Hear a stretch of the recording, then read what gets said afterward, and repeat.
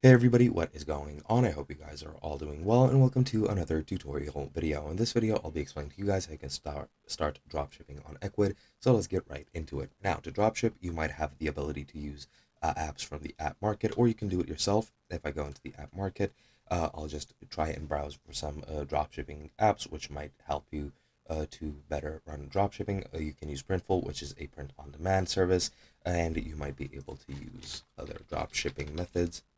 For example, if I search for drop shipping, it's going to give me Amazon, Sup drop shipping, AliExpress drop shipping from DSers, Droppery, etc., etc. So you can use any of those integrations if you want to, or if you want to do it manually, just go into your catalog, go into products, and find a product on AliExpress, Temu, or wherever you want.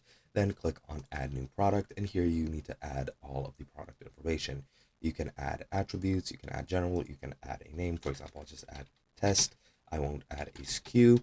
You can add your images, of course, or you can edit other things. For example, for pricing, I'll just set it to €2.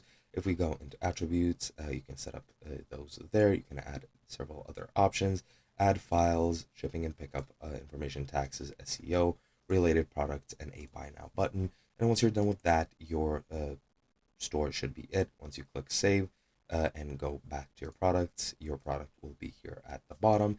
Now, of course, you do need to enter all the information of the product that you found on the site you want to dropship from. And that is pretty much all there is to it. It is as easy as that. Again, you can use apps on the app market to better implement dropshipping on your site, but that is pretty much it.